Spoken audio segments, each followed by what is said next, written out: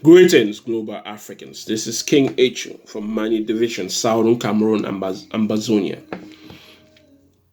There's a discussion that I want to have, and this discussion I got it from WestAfrican24.com. It reads African will not legalize gay. African Union chairman to European Union. Chairman of the African Union Commission, Masa Faki Mahamat, on Thursday told the European leaders that the continent will not succumb to the pressure of the recognition of gay rights in various countries. Africa has been pressurized back to back continuously by Western nations to legalize gay rights, to legalize LGBT, to legalize all type of craziness that they call gay rights and LGBT. But the people of Africa does not accept that. It's not part of their custom. It's not part of their tradition. It's not part of what they do. And as free people, they have the right to accept what they accept and not accept what they don't accept. We don't accept gay rights in Africa. We don't accept LGBT rights in Africa. The West want to practice that. We didn't stop them from practicing that. They could practice that in the West all they want. But they don't have the right to tell us what to practice because we are free people. We are free thinkers. We can think and act based on our abilities, on our God-given rights. But by them pressurizing us to do what we don't want to do, they are taking away, or they are trying to take away our God-given rights as human beings, as black people. And the reason why they even see that they have the right to do that is because they enslaved us. It's because they colonized us. So they think that they have the God-given right to control, to tell us what to do and what not to do, to tell us to practice LGBT, to practice gay rights when we don't want to tell us to legalize it when we, the people of Africa, are against it. Wherever there's gay rights in Africa, the people will fight against it, will continue to fight against it. Just as in the United States, where they don't allow polygamy. But there are people, white people in the United States that practice polygamy and have been practicing it since 18 something. When the people who believe in the Mormon faith, who are in Utah, were in New York when the creation of the United States, before the United States was fully created into 50 states. The moment people were in different parts of the United States, but they were driven out, they were beaten out, they were killed to the point where they decided to leave with their leader, and walk across thousands of land to find a haven called Utah. Utah is where they went there and were practicing their belief. They practice polygamy. But when United States consumed and added all other states to become the 50 states that it is, they had to deal with the issue of polygamy in Utah, which is still practiced till today, but it's hidden because they have police chasing people down who are practicing polygamy. It's got to a point where, since it's hidden to practice polygamy in the United States, people are doing it now in a vicious, cruel way. They kidnap young girls to practice polygamy. That's what happens when you criminalize certain things. But they criminalize polygamy in the West, in the United States, just as we criminalize homosexuality or gay people in Africa.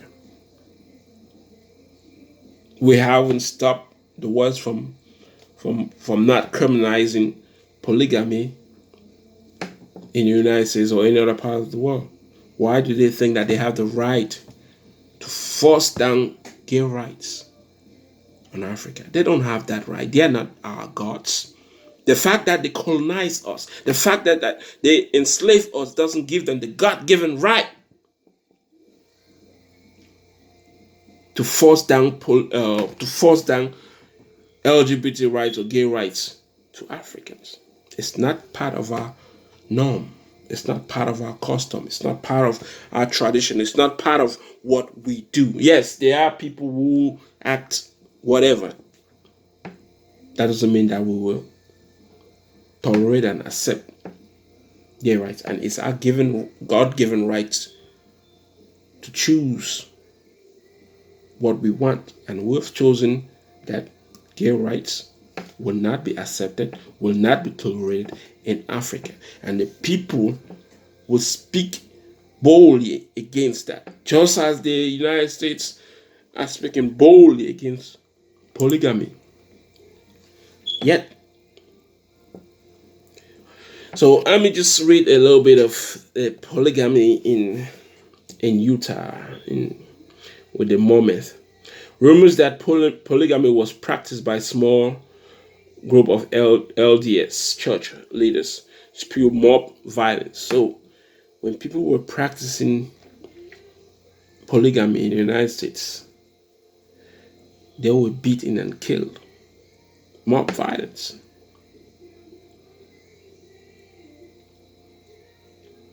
And mob violence against early Mormon settlements in Illinois and Missouri. In the face of this opposition, Smith counseled Mormon men to crafty contemporary scholars have interpreted this to mean alert, wise, and resourceful in their practice of polygamy and use of sealings.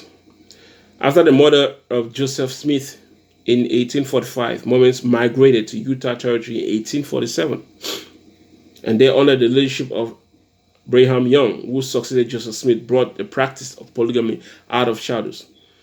LDS leaders announced plural marriage as official Mormon church practice in 1852. Following young Mormon theologians, polygamy as a core doctrine and evidence of patriarchal manliness. By the 1880s, an estimated 20-30% of the Mormon families practiced polygamy. However, after the U.S. Civil War, growing controversy over the polygamy united Americans. In both the North and South, politicians, preachers, and novelists decry it as evil, equal to slavery. So polygamy in the United States was as equal as slavery. I don't buy that idea. It's not as equal as slavery. But that's what they saw. That's what they think. And that's what they went by. So why do they think they have the right to force down gay rights on us Africans? They don't have that right. It's a God-given right. We don't practice gayness or LGBT nonsense. We don't. We will not accept it. The fact that they enslave us, the fact that they colonize us, doesn't give them the right to determine our fate. The United States Supreme Court ruled in Reynolds versus the United States in 1878 that polygamy was odious practice. The court said polygamy has always been odious among northern and western nations of Europe, and until the establishment of the Mormon Church was almost exclusively a feature of life of Asiatic and African people. At the common law, the second marriage was always void. From the earliest history of England, polygamy has been treated as an offense against society. In the West, polygamy is treated as an offense against society. While in Africa, gay people, LGBT people are treated as an offense against society, because the society of Africans, or the society of in Africa, have deemed that, they have declared that as an offense. So why do the West think that they have the right? Why do they think that they have the right, the authority to tell us accept gay rights and LGBT nonsense in Africa? They don't. They have criminalized polygamy in the United States, and we've criminalized gay rights in Africa. Those are two things that, we don't see eye to eye, and they should accept that and respect it. But because they don't see us as human beings, they will not accept it. They will not respect it, and they'll always continue to force down the LGBT rights on Africans, because they think they are superior and then we are inferior. But it's time for us to say no. Boldly say no. We will not accept it.